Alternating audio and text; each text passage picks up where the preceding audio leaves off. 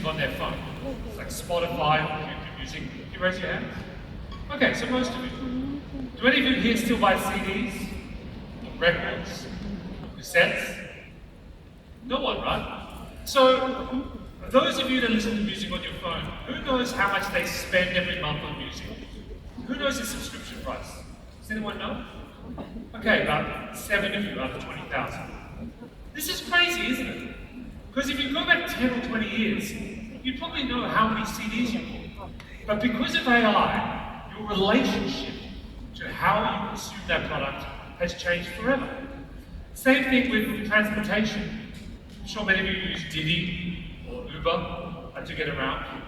How many of you know what you spent on your last ride? And who knows what they paid for their last ride? Any of you? Okay, a few of you. The funny thing is that you don't really pay attention to cost anymore. Now, it's not that you're not paying attention to anything. When you're standing on the side of the road, waiting for your car, looking at your screen, what is the one number you're most worried about? What is it? Time, right? You're wondering how long before you can get into the car of a complete stranger. That is the thing you're most worried about. Isn't that strange?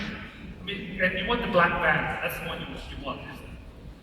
So think about how technology has changed the way that you consume that service. Almost the complete opposite. And of course there's coffee, right? Whether it's Luckin Coffee or Starbucks. You're so worried about how you're actually ordering this, your mobile app, customizing your order. The one thing you're not paying attention to is how expensive coffee is. So all of these brands have leveraged technology to change the experience. And you're going to see this in the beauty and wellness space too. If any of you have some time, go to Songsu. If you look at some, there's a company there, and they're actually using robotics. So you can go in, they measure your skin, they get the exact skin color, and then you literally wait there while a robot mixes the foundation exactly to your skin color. Oh. Now I tried to do it, it didn't work for me. I think there's something wrong with the sensor. It kept giving me very white foundation, and I ended up looking like Michael Jackson. But what you're seeing here is the beginning of a world in which artificial intelligence and digital platforms are going to personalize retail experiences in ways we've never imagined before. But the final thing that's going to happen in the next 10 years is something even more important. We're going to see the transition from apps to agents. So think about it today. When you're doing something, whether it's calling a car service or ordering food, you have lots of different apps to do it. In the future, you will actually have a personal digital AI that does everything for you. Now already we see the rise of what they call virtual humans, virtual idols, virtual key opinion leaders, metahumans. In China this has been very popular for years. What's interesting in the last couple of years is that these virtual AIs have started to enter the world of live streaming.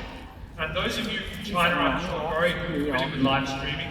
There are very famous live streamers that sell billions of dollars worth of beauty products on Singles Day or other big shopping events. What they've started doing is creating AI versions of those opinions. See, I believe that in the very near future, you're going to have your own digital AI, which actually helps you be more effective as a sales leader. These AIs will do everything for you. They'll sit in on your meetings, they'll take notes. When you have to do a call and you can't be bothered, they'll do the call for you. They'll even go on dates with you. There's a new service called Snack. And basically, rather than going on dates with people, you train an AI about the kinds of people you like, and the AI interviews them for you, and then tells you whether or not you should bother. Isn't the future wonderful? This is just the beginning of a world that I believe is coming in the next 10 years. The next 10 years is going to feel like 100 years of change. But the most successful brands are going to be the ones that use technology, not to be just a little bit better, but to completely reinvent experiences for the people they serve. So what should you do about that? Well, one of the best pieces of advice I can give you is not to listen to me. I'm too old. Listen to the youngest people in your life. Listen to your kids. Listen to everyone that's not here. Look at the way your kids behave. How do they use technology? How do they use apps? What do they pay attention to? How can you increase your presence in the digital worlds where your future customers are going to be? I also want to give you like a mind grenade. It's like a challenge question. Just imagine this, if you were starting your career in 10 years' time, so it's 2035, what would you be doing differently than what you're doing today? What ideas for the future can you apply to your business practices today? Right, so here's the second question I want you to think about. I've talked a little bit about how the world's going to change in the next 10 years. But how is AI going to change the way we work? If you think back to the world of 2020, one of the biggest changes that we all embraced was remote work. We learned we could connect with our customers and our co-workers using technology. You know, it's interesting, I spent a lot of time in Japan. Who's here from Japan? I can see Japan's one of my favorite countries. And I was talking to my friend in Japan, he goes, Mike, you have no idea what remote work is. He goes, during the pandemic, it was so hard for us to get people to work at retail stores. We were actually using telepresence robots. So you would go into a 7-Eleven and you would actually see a robot like this that was being operated by someone on the other side of the country. Now, how do you feel about this? You know, if I walked into a store and I saw that robot, I'm walking straight out. Because I've seen enough movies to know this ends badly for the humans. But it made me think, what if this whole remote work trend was not about flexibility, but about something else? What if this was the beginning of actually a new industrial revolution? Think about it. We've had 4 industrial revolutions so far. There was steam, electricity, computation in the 1950s, then there was the internet, mobile phones, the Internet of Things. What if 2020, the pandemic, was the beginning of a new industrial revolution? One powered not by traditional forms of energy, but by artificial intelligence. And if you see it this way, you start to think, well, could this be a whole new way of thinking about the value of work and the value of companies? You know, if you go back through history, there was sort of this key moment in the 1830s when they invented electricity. But it took a long time, almost 100 years before somebody, Henry Ford, came along and said, so this electricity idea, what if, I know this is crazy, what if we don't just try to power factories differently? What if we try to design them differently too? At its heart was this insight that to really get the benefits of a new technology, you couldn't just use it the way you used things before. You had to find a new way of working, a smarter way of working.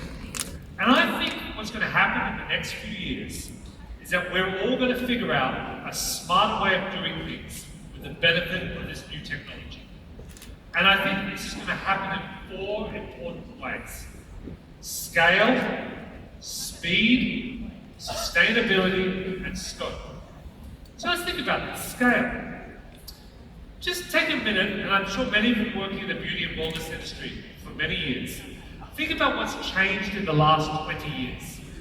I mean, 20 years ago, maybe even 30 years ago, the biggest cosmetics brands in the world were brands like Revlon. You know, they hired big celebrities, they did expensive marketing campaigns. People like Cindy Crawford, and they used this impossible image of beauty to sell product. 2 years ago, Revlon filed for bankruptcy. Why? The world's changed. Their traditional means of retail sales was under challenge from people like you. And not just you, from entirely new brands that never existed before. You know, Kylie Jenner became a billionaire creating a cosmetic brand. She had no stores, she sold on Shopify, she outsourced production to another company, she spent no money on marketing, she just used Instagram. More recently, I don't know if you were reading, but Selena Gomez has just become a billionaire. She's now worth $1.3 billion US from her beauty brand, Rare Beauty. Why? Well, she found a new way of connecting with a community without stores but through Instagram and critically TikTok. She found a way of connecting with her like mental health, diversity, and being accepted. She started this company in September 2020. And of course you might say these are celebrities. Celebrities can sell products. Then you look at a company like Walsh, right? This was started by an ordinary intern 10 years ago. But once again, they've built their business through digital community, through digital channels like Instagram, and they completely changed the entire economics of the beauty industry. You have that power too. Because in this new world, where you can leverage technology and apps to connect with your community and customers, there is no limit to what you can achieve. The second big change is speed. In this world that's coming, you have to respond faster than ever before. One of the other companies that was born out of the pandemic is something I'm sure many of you are familiar with, a company called Shein. Do any of you shop from Shein? Okay, I'm sure if you've got teenage kids, they know this company very well. Shein is amazing. So you have companies like H&M and Zara, they call them fast fashion. Shein is real-time fashion. So H&M and Zara might see a trend in Europe, in Milan, Paris. They'll have a similar, cheaper version of that outfit in 6 to 8 weeks. Shein has an algorithm that's watching TikTok and social media. They can actually take a scan of the item. They can send it to one of those 6,000 manufacturers in Shenzhen or Guangdong. They can have it in the market in 6 to 8 days at a fraction of the cost. It's incredible what they're doing. And the amazing thing is 7 years ago, Shein was a wedding dress manufacturer in Guangdong. That shows you the power of reinventing yourself in this new age. But of course, a big part of this is